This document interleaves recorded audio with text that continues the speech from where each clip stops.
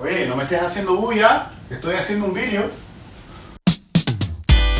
Hoggie's beer reviews. Hoggie's beer reviews.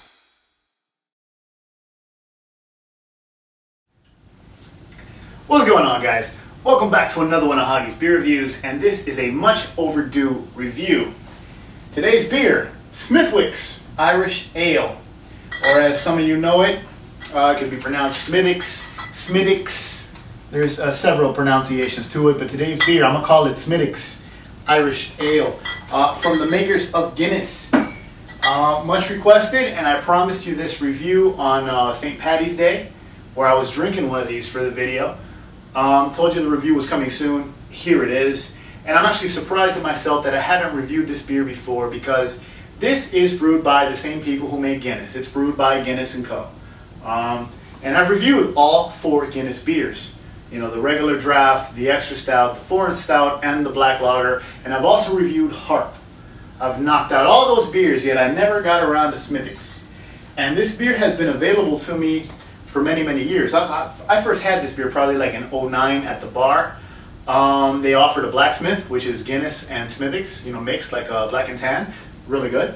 Got a free glass out of it. And I've bought it on and off since, especially in the early days before I really, you know, went headfirst into craft beer. So I'm really surprised that I haven't reviewed it. So here we go today, finally, Smithwick's. Now, I'll show you the bottle real quick. That's what our boy looks like if you haven't seen this before. It says Imported Irish Ale, Smithwick's.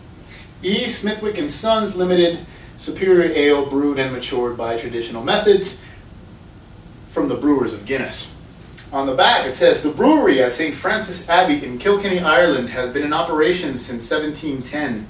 Smithwick's is Ireland's oldest ale, inspired by John Smithwick's original recipe. This ale delivers a distinctive amber color, full body taste, and ultra smooth finish.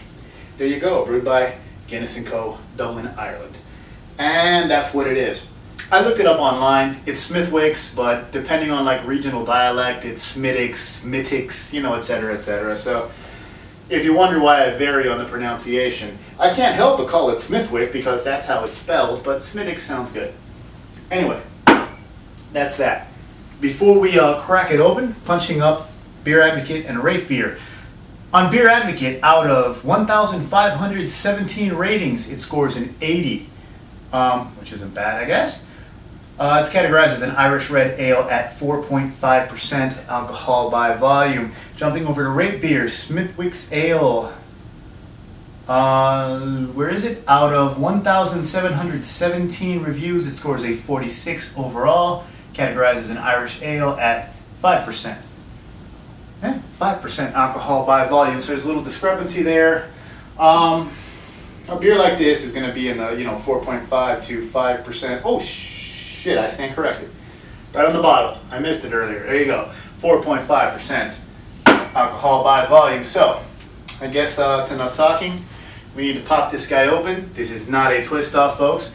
A lot of people have asked me to demonstrate the lighter trick a little better. So, big lighter, best lighter for popping open a beer. Take the lighter, grip the beer, as so. Jam the lighter in there, like so. Wedge it, uncap beer. Anyway, got my Titanic Brewing Company glass, Titanic Brewery in Miami, and off we go. Now, I like Irish ales. I'm not a huge fan of the style, just mainly because it's not hoppy enough. Nothing is hoppy enough anymore for me. But I like it. It's an easy drinking beer. It's got some body, it's got some character, it's malty, it's rich, it can be nutty, it can be, you know, kind of sweet and caramelly. So it is an interesting category, what's the word? It's an interesting type of beer style. And it does really go good with food. Back when I was drinking these at the restaurant, you know, these go good with a steak, you know, something well seasoned, you know, that kind of thing. So anyways, this beer is clear. I can see through it, but this is like a ruby red, ruby amber kind of thing. Brown to red to amber. It looks good. Take a look at that, guys. Yeah, the head is nice and frothy, kind of a khaki color. Yeah, I mean it's a good looking beer. And we got kind of a bready, kind of toffee note. That's really the dominant smell there. No hops to speak of. Just that bready, toffee, slightly caramelly aspect from the hops. I mean, from the malt. And yeah, not much else going on, so let's just drink it. To all my Irish people out there, cheers. To everybody who's been watching my 251 beer reviews now, cheers. And to everybody who just likes beer, cheers.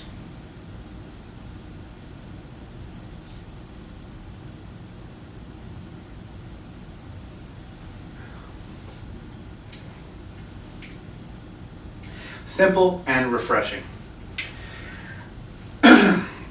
Not a lot of carbonation and not a lot of hops, so there's no bite up front, but across the middle you start getting waves of these flavors, these malty, rich flavors, a little bit of toffee, a little buttery, a little nutty, caramel, malty kind of flavors, and a nice, almost medium body. And then the finish is just a bit of grassy hops, just to kind of give you a little bitterness at the end and clean it up on the swallow. That's it. But it's so simple. It's so simple that it's beautiful. It's one of those things.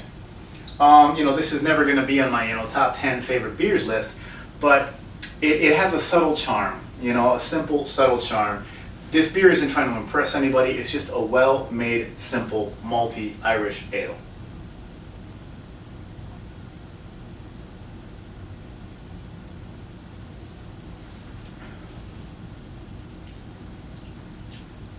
And if you really pay attention, the hops, it's a little more than grassy. It's almost piney, kind of an herbally pine kind of thing. It's mild. It's not a hoppy beer by any stretch of the imagination, but it's tasty and refreshing. And once again, with like a sirloin, this is good stuff.